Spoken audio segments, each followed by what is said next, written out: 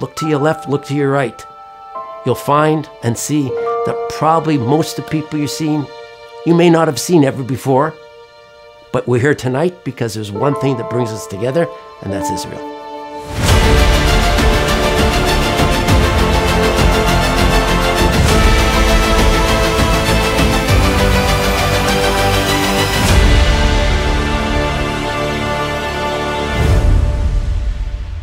We're all part of a joint destiny of creating the most vibrant Jewish community that the world has ever seen. You feel love for Medinat Yisrael. It's palpable. Israel at 75 is a fantastic opportunity for anyone to deepen your connection and involvement with Israel. Everybody, I don't care who they are, they have to do something. We can plant trees to begin with. We can make tzedakah.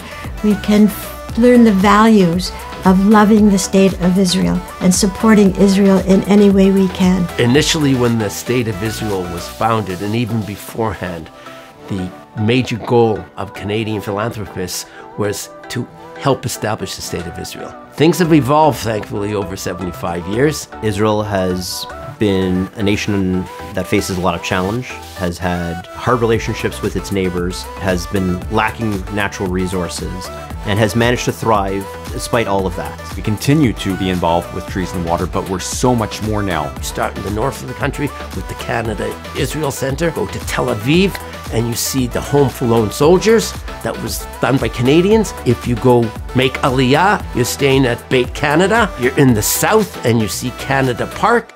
You have nothing but pride. The whole community of Toronto has made sure to respond and be connected to events that are going on in Israel in a way that family responds, not distant family, but close family. People were going in our community down to Beverly Street, which was the Federation office then, to bring their checks in person because it seemed like mailing the checks was too simple, too easy, and they wanted to feel they were doing something physical, something active.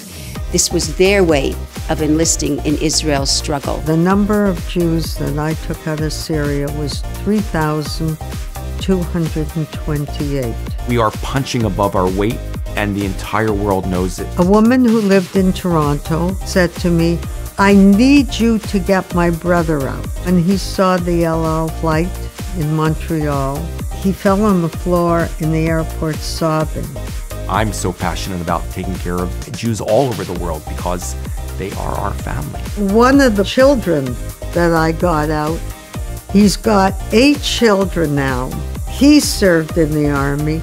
5 of his kids have been in the army. The Toronto Jewish community and Canada in general is legendary in the context of its rates of Aliyah as a community. In our early years, Rabbi Feder inspired everyone to go to Israel, to make Aliyah. He himself made Aliyah, and a lot of other families in our shul made Aliyah. After Sharansky was released and allowed to make Aliyah, So many people from our synagogue were involved and asking to let our people go. I think we can be incredibly proud of the role our city played in the release of Soviet Jews and their successful Aliyah to Israel. My son and daughter-in-law and my baby 5-month-old granddaughter made Aliyah. There were Syrian Jews on the plane. When they found out from my son that he was from Canada, they asked him, "Do you know Mrs. Judy?" She took me out. There were 16 Syrian Jews on the same flight making Aliyah. We have to live it. We have to show them by example that it was important to us. A child sees that in the parent, we'll pass it on to the next generation. I became involved in the community because of my love for Eretz Yisrael.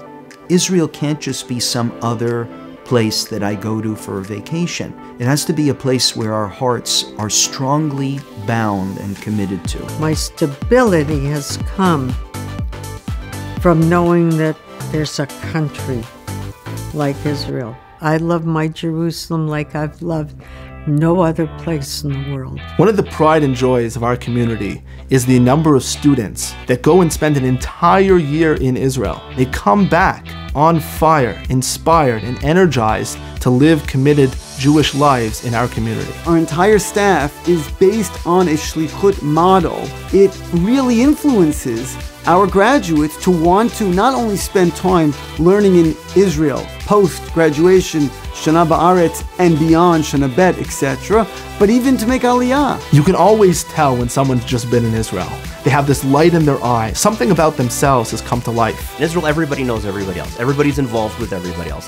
Everybody works with everybody else. That's something that's special that we see out of Israel, and there is no other place on earth that you can really see that. For so many of our graduates, when they make Aliyah, they reconnect with our shlichim who were in our schools many, many years earlier. This bond with Israel is unbreakable because we get it in Canada.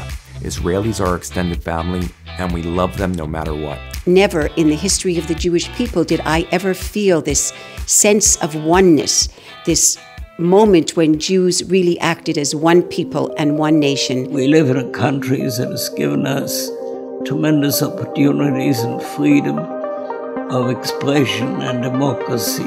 I'm proud to be a Canadian, and I'm proud of that relationship between Canada and Israel. It's clear that we are not the largest community in the diaspora, but per capita, we achieve more than any other country in the world, and that should make all of us as Canadians incredibly proud. We hope to continue to connect to Medinat Yisrael, to build a Ahavat Eretz Yisrael, and to ensure that that connection gets closer, stronger each and every day. This is Israel's 75th. We're here, we're celebrating, we're happy about this. But let's remember two things. One, we can't take it for granted.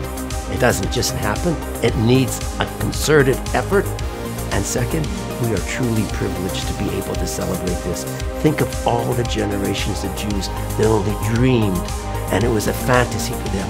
And we'll live in this reality. It's a special moment. Let's enjoy it. Am Yisrael Chai.